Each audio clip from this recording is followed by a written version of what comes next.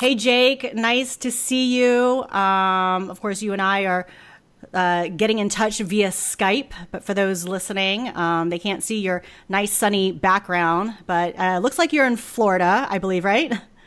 Yes, Tampa, Florida. Lived here for a number of years now. From Illinois originally, but my time playing with Tampa and the Rays organization, we decided to make here home, and it's been a really good spot for us. And now with two kids, and what better place to be when you can actually be outside year round, especially when the baseball off season rolls around and it's still warm, and you can have our summer months and the winter months. So that's what we really value a lot down here. Yeah, especially when you're having to be quarantined. I think it helps to be in nice, warm climate. So at least you get to go outside where for me here in New York City, we're getting still some of those cold 30-degree days. So it's making it even tough to go outside and get some fresh air. But more importantly, how is your family doing and your two little ones right now? They're doing good. It's a weird just dynamic because usually this time is, we're off. We're in Minnesota already. The season's already started. And now that we're back at home, they're too young still to realize. They're just happy that I'm here every day and we're back at our house. And they're curious. My oldest was curious why we were leaving spring training and if we were coming back down. And he was sad that we were leaving because he gets to come to the field with me a good amount of the time. So once we got back up here, he was much better. But, we're doing good. I think we're just like everybody else. We just take it day by day and kind of see what the next day brings. Because for us and the uncertainty of our jobs moving forward as baseball players, it's all kind of up in the air right now. So, rather than focus on when we may play games, let's just focus on today and then take tomorrow when it comes. Yeah, that's that athlete mindset, right? You just focus on now and focus on the things that you can control. Don't get too high, don't get too low, and just take whatever comes your way and do the best that you can, really. In a lot of these interviews, I feel like there's so many different tentacles and facets what I'm asking people, because it's like when I ask people, it's like, hey, how are you doing? There's a perspective from how is the family doing? How are the kids doing if they are married and have kids? And then how are you doing personally? And then if I'm talking to an active athlete, it's how are you doing as an athlete? And that answer is always different than the personal versus the family. You know what I mean?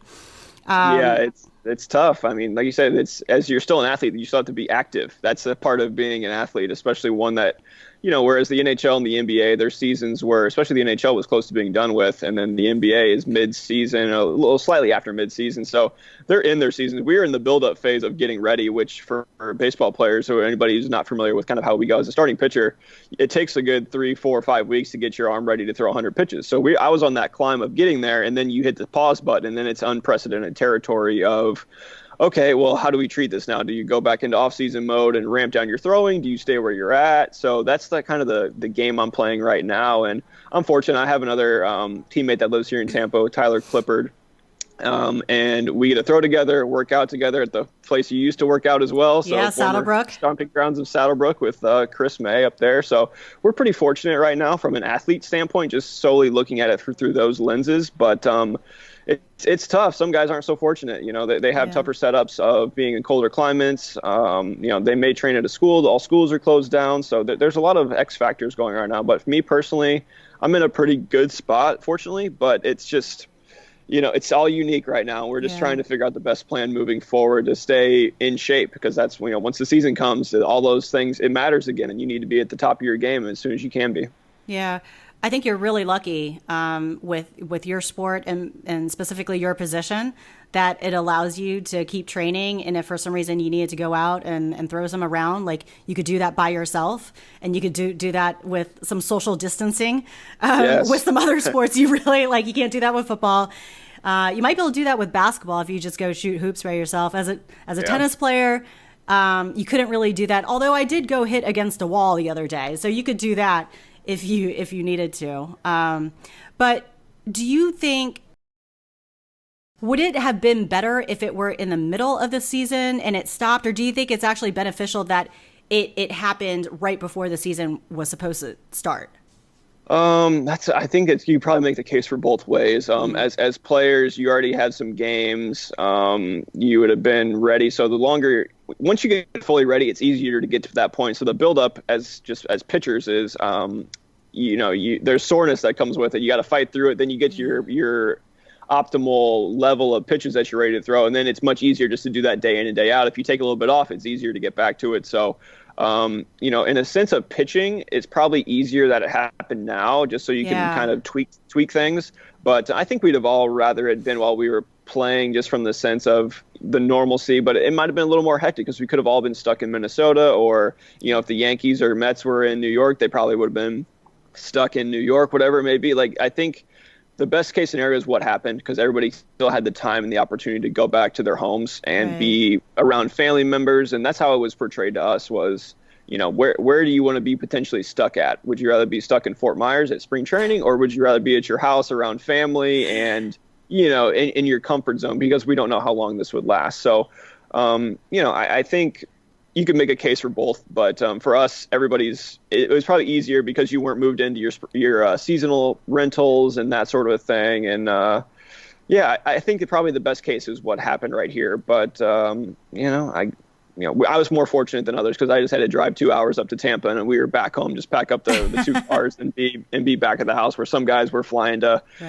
Maryland and all the other places across the country who may be a little more affected. All the West Coast was pretty affected by the time they shut spring training down. So it's been quite the limbo, but I think everyone's just trying to take it in stride and see, what we can do to stay ready and stay in shape. Yeah, I know a lot of athletes during this time, especially if they're not able to train, they're not used to that layoff. They're not used to just sitting around and not being able to have that structure and or be around their team, whether it's their coaches and hitting partners and et cetera. Have you dealt with any of that, especially since you're not getting the opportunity to be around your team? Or are you in a position where you're handling it okay because you're still able to train and see some people? I think I'm handling it okay from that standpoint.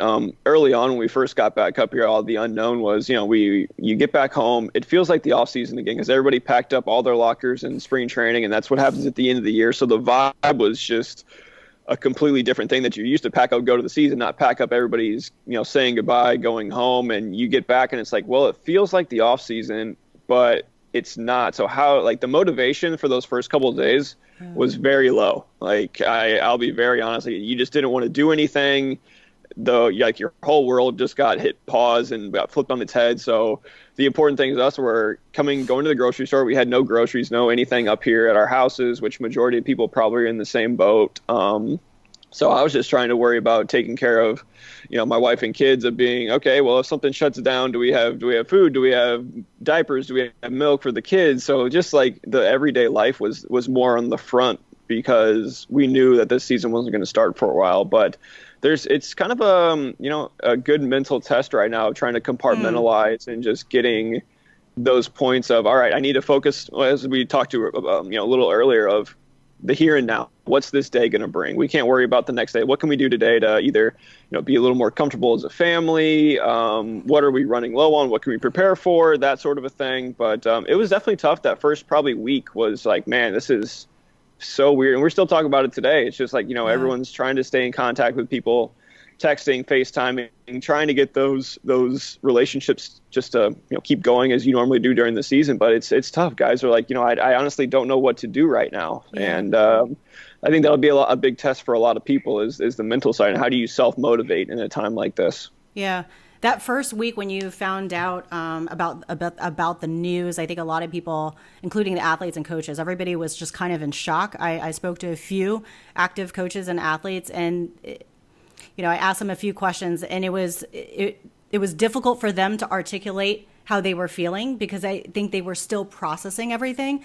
But now that you've had some time to process everything, and the chaos has kind of become the norm. But looking back at that first week, what was the toughest thing about it, and what were the emotions bubbling to the surface for you?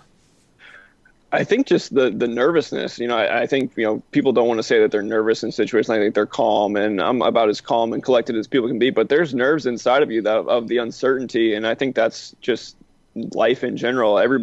What the unknown is the scariest thing that I think is out there. And your imagination can get the best of you. You see how other places are treating this, other countries, and you're like, is this going to be us in 2 weeks? Is this going to be us in a week? I want my family to be safe. What kind of precautions can I take? Do I need to wipe down my entire house with disinfectant to just neutralize anything? Did I bring back anything from Fort Myers with us? And that, there's just so many things that go through your head. So it was almost like I needed to just take a breath and take that step back because, as a husband, as a father, as a provider for your family, you want to do what's best for them, and you feel obligated to protect them as much as possible. And I think that was just my mindset. You just go into that protective mindset of what can I do to make their lives easier. And it was tough for that first couple of days. Like I said, it was, some people may think it differently, but it just, we were trying to figure out what the best plan of attack was while still trying to do normal things with your kids because they don't understand what's going on. We've just been telling our oldest that,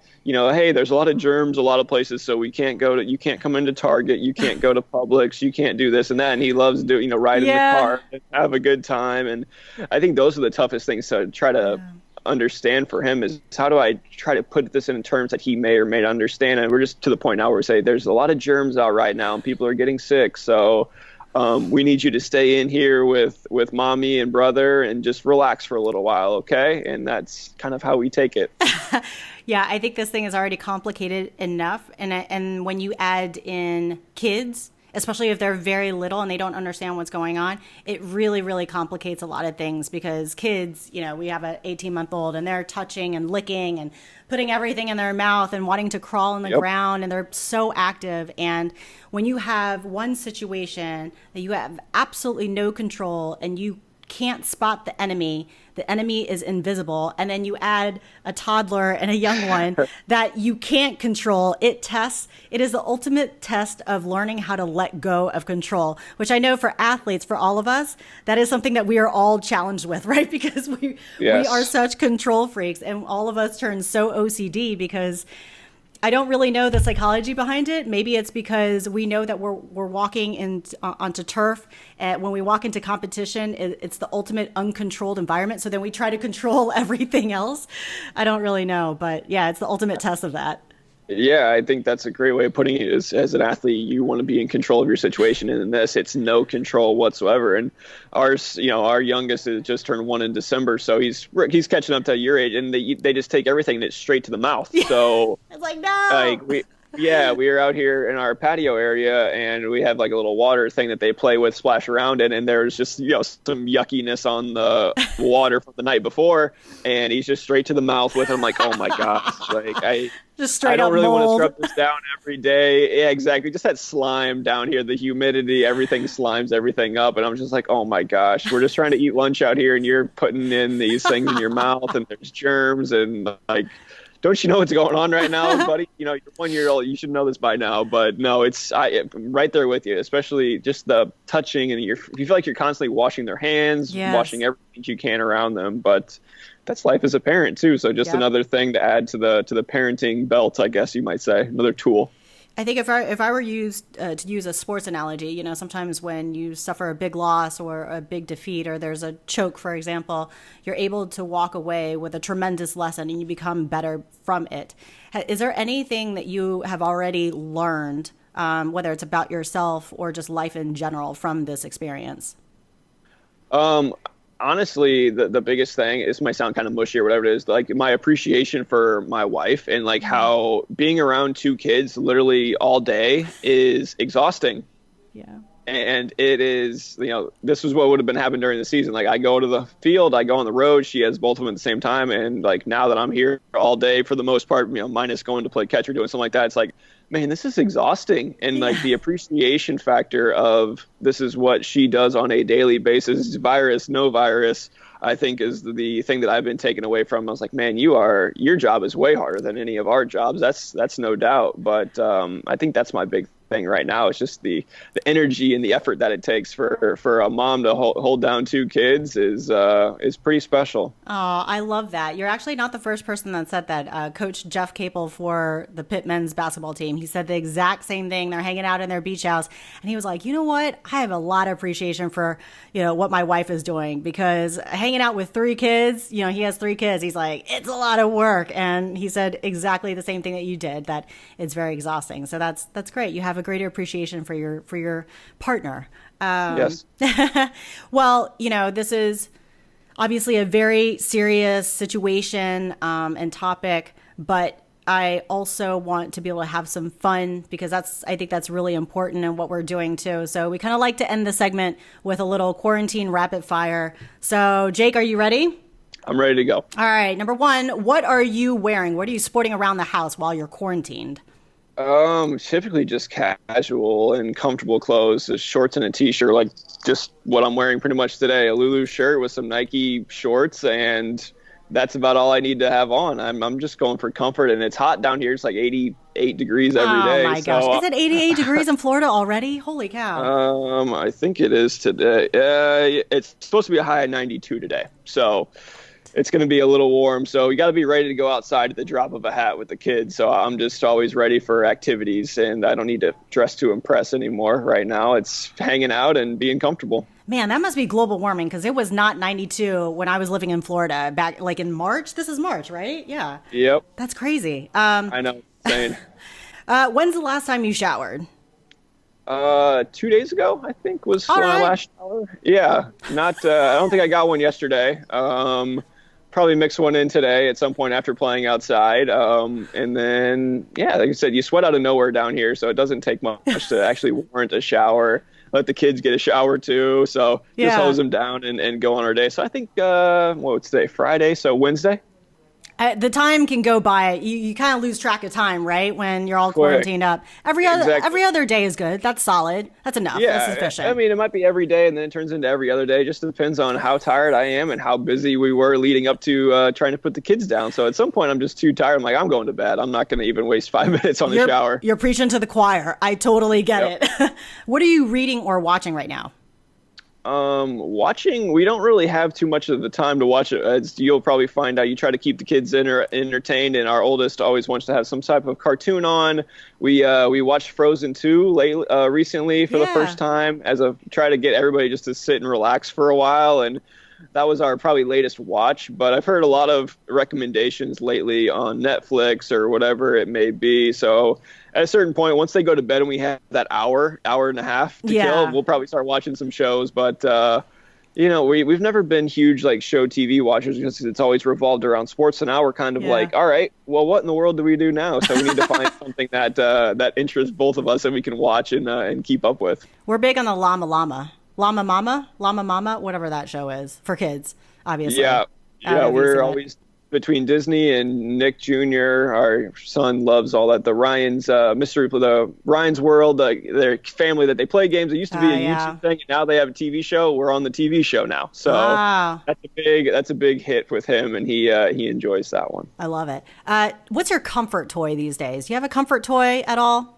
I have an Xbox, but I haven't powered it on in like a year, which I'm guessing that's probably going to happen here shortly just because what else am I going to do? We actually have a lot of guys on the team, as I'm sure most teams do. They really enjoy gaming, which I did too. But once the kids came along, it was like a lot. My time for playing video games was few and far in between. So if I had to say my own personal like comfort thing, I would say that would be it, where I can just zone in and play some video games for a little while, but that hasn't happened quite yet. It probably will here in a short bit before I end up just going stir crazy. But I would say my Xbox. That's a solid choice. What's been your comfort food? Oh, I like to grill a lot, so I like to make steaks. Like I said, down here we're fortunate. I think we said it multiple times, but I can go out and grill and just have some normalcy. So I like to cook. I like to do those sort of things. So steak is probably my comfort food of choice, just because we have a bunch in the freezer. Just go out, cook, be outside, grill, maybe have a beverage or two, and just enjoy being outside and being a chef. Yeah. Who's your comfort phone call? Somebody you call when you really need some support or love? Well, it's usually my wife, but now that we're together, so we don't have to call each other. We just get it all the time. So that's a good question. How about one of your teammates? Any one of your teammates? Yeah, so one of my teammates that we're not with us anymore, Kyle Gibson, he's from the St. Louis area, which I'm from. Well, he lives in the St. Louis area now. He's a Midwestern guy, and we had known each other for a few years before I even played with the Twins. And, we got to be really close friends. He's got, kids around our ages and that sort of thing. So I would say if I just needed to talk shop or do anything, I know I can rely on him to pick up, talk it out, be sensible about whatever it is. So I would say Gibby would be my comfort phone call if I needed to call somebody and just kind of BS for a while or, pass the time away. Shout out Gibby. Where's your comfort spot in your house? Your favorite spot? We are in it right now. I can do a pickup and let's do it. This is quarantine cribs, you know. Yeah, that's solid. Cribs. So there's that, just hanging out and being pool time, I guess would be the best way to put it. And then that's a great pool. That's a great grotto. That's like Playboy Mansion grotto style. I know it has a waterfall that goes with it. We don't have it on right now. I guess I should have probably prepped a little bit and done. It looks great. Made it all camera ready and cribs ready, but no, we just try to. So down here you got to have your lanai to keep all the bugs out, so you don't have to worry about getting eaten alive by mosquitoes or anything crazy like that. But this is where we kind of like to be, like to chill out. And then we have a nice big yard to the side too, where that turns into wiffle ball, soccer, driving, the battery cars around. So I would say just the outdoors of our home is probably our comfort area. That's a good choice, especially in Florida, where everybody has a pool too, by the way. Everybody in Florida has a pool. Everybody. If you don't have one, you're really missing out. Yeah. What's your one piece of advice for staying sane while going through all of this? I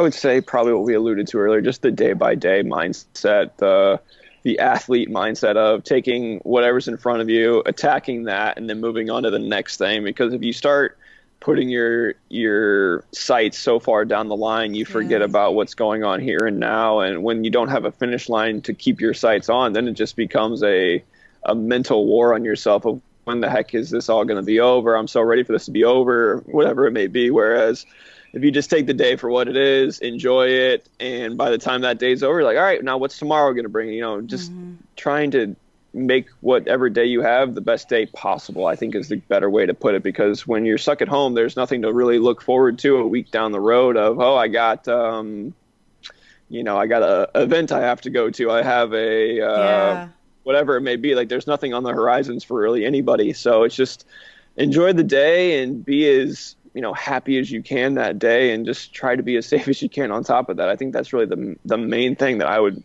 probably put out there. But sometimes it's easier said than done also. That's good advice. Though.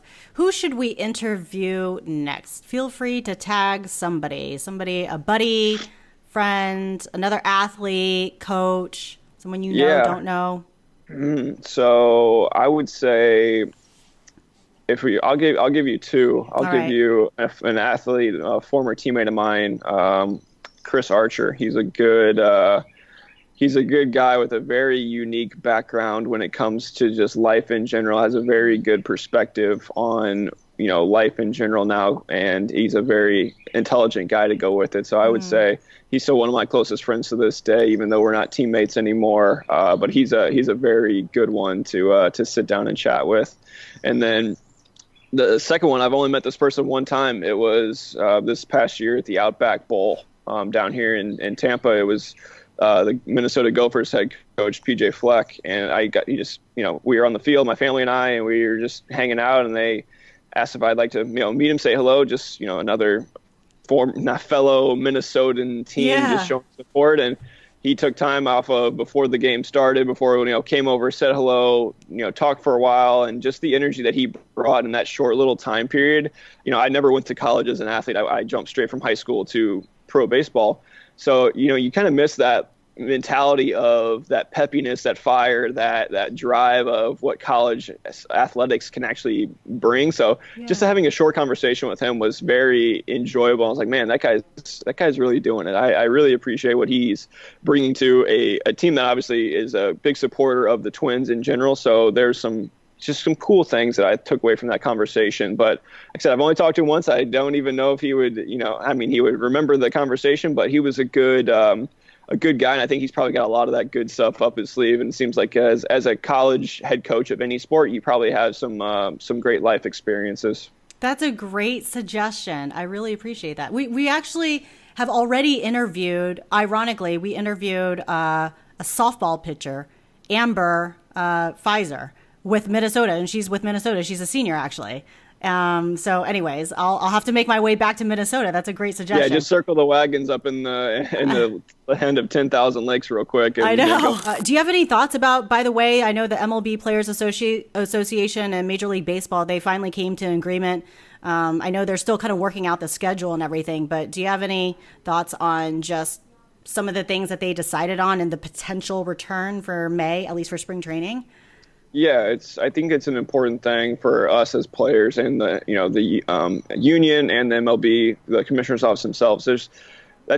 We have to work hand in hand with these guys, and we're kind of all in the same boats, as players, as owners, as people, fans of the game. Everybody wants baseball to return as quickly as possible, and to do that, we need to kind of bridge some gaps of once the time's ready, we have some parameters in place, and I think from a player side, the deal is really good. Everybody's losing something during this time and period. Players are no different, owners are no different, people in general are no different. It's just one of those things where, as a player and you're in a fortunate position, financially, it's just one of those things where it's ugly to talk about because we realize that we're in a better place than a lot of people, and we don't take that for granted lightly. But I feel like it's almost bad form just to go out and try to negotiate over things and a lot of money's on at stake, as it is for this whole industry. But people are really just trying to get by right now. So I think the greed factor, the whatever it is, as a player side, we needed to reach an agreement and not have it drag out where it just seems like we're fighting for everything and we want everything handed to us, blah blah blah, because that wasn't the case. We just wanted something that was fair for all sides, leave things where they are, be able to move forward as possible. But we recognize that there is a lot of people in a lot of less fortunate and hurtful situations right now, and we just wanted to hopefully get baseball back as soon as we can when the opportunity presents itself. So I think that's a little bit, without getting into super detail on how the deal is, I think that's the best way to to approach it, as understanding is, it was important for us to get it done. There's obviously a lot of tape to go through and things along those lines, but we're just happy to have something in agreement, and we can work. We just bridged the gap for being able to be on the field a little bit sooner now. So glad that that's done with, but our thoughts and our prayers are with a bunch of people out there that are, not so fortunate to be what's going on in our lives. But we're thinking about a lot of those people, and we really wish everybody the best. We want everybody to stay healthy and hopefully get back to everybody's normal lives as soon as possible. So I guess that would be my take on that and my sentiment moving forward for everybody who's listening to this, sees this, whatever it may be. We're thinking about everybody. Yeah, that's really well said. I'm glad the deal was able to get done, and I know it takes a lot of hours and a lot of effort from so many different parties, so I'm glad they got it done fairly quickly. Jake, again, thank you so much for joining this show. I'm so glad that you guys are safe and sound. Have fun with the kiddos. Appreciate your time, not only with your wife, but the two little ones, because I think before you know it, the season will actually be here, and you'll be back on the diamond before you know it. Yeah, we will be, and it'll be back to as normal as possible. But we'll enjoy as much of the time as we can for it and moving forward. And thanks again for having me on, and all the best to you, your family, your little one, and I see your dog back there. So you gotta love that. She was snoring earlier, so there she is. Awesome. We're big animal people, and we do some charity work in Minnesota during the baseball season. So hopefully we get back to that. We can help out some animals moving forward as well as some people. That's good. All the best. All right, Jake. See you later. Thank you.